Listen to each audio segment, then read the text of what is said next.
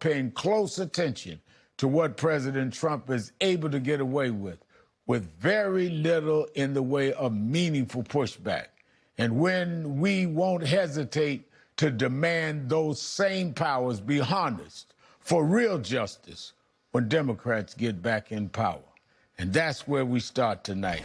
Joining me now is Congressman Greg Meeks of New York, a Democrat and ranking member of the House Foreign Affairs Committee. Good to see you, Congressman Greg. We start with the fallout over the president's $1.8 billion slush fund. I think he called it 1.776 slush fund for supporters of his who've been federally prosecuted.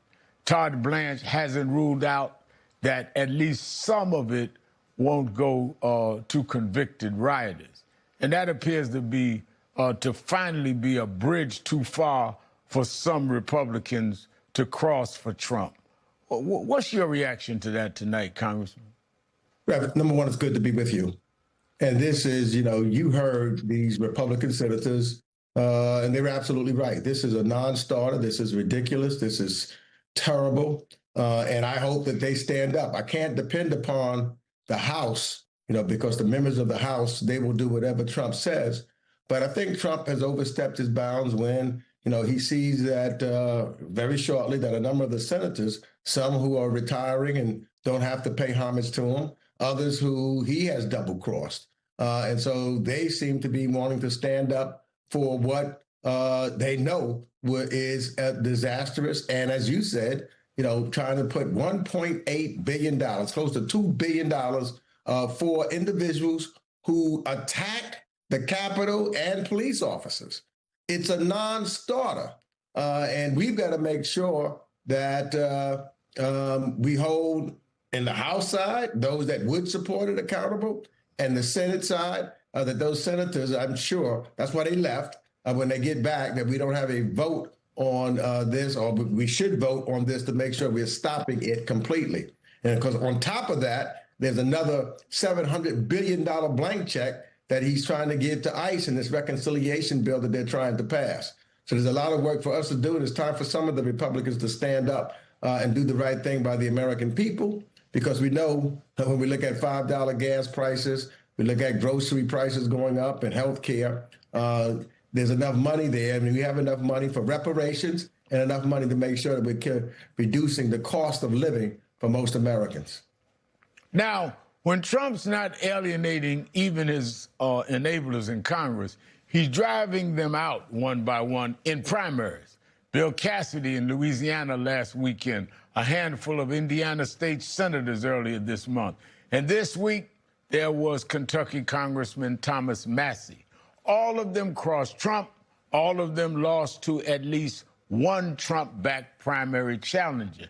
As I said at the top, it looks like with this slush fund and the failed push in the Senate to fund the president's ballroom, that Republicans may finally have found things they simply can't back in an election cycle. Yet for all of that, Trump's grip on the party seems tight as ever and has ever been. What are your thoughts on that?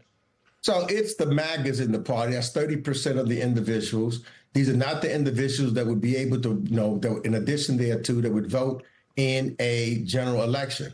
But sure, the party, the mainstream of the Republican Party is no longer, it's not a Republican Party anymore. It's Trump's party, and it's Trump's policies. And it's going to hurt many of those who want to be or used to be Republicans. And I think you'll see that going more and more and more.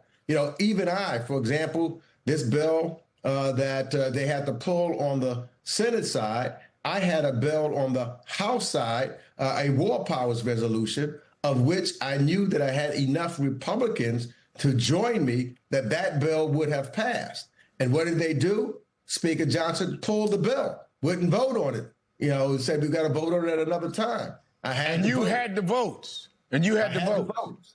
Yes, sir. We had to vote to stop this war, and he pulled it and said we have to look at voting for it when we get back, after the memorial recess. So they know. That's why, Rev, they're playing games all over this country with redistricting.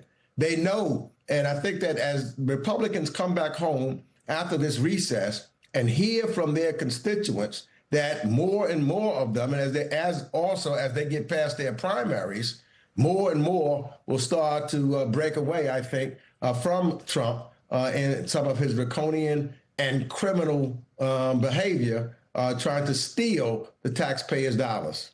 Now, you mentioned it. Let's turn to gerrymandering and the gerrymandering crisis facing so many black Democrats in Congress right now. We've seen a grassroots response start to take shape with last weekend's rallies throughout the South that drew support from non-black demonstrators and lawmakers.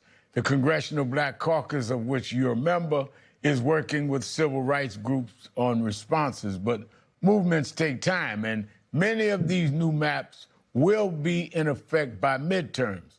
Can you see this issue of black representation gaining enough traction to drive Democrats in November and happening fast enough to make a difference, Congressman?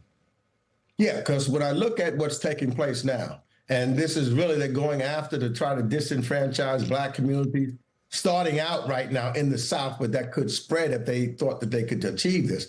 But when I look at the numbers and how they breaking up predominantly black districts, they're making Trump districts that once was Trump 15 or Trump 16, Trump 7 or Trump 8 or Trump 5.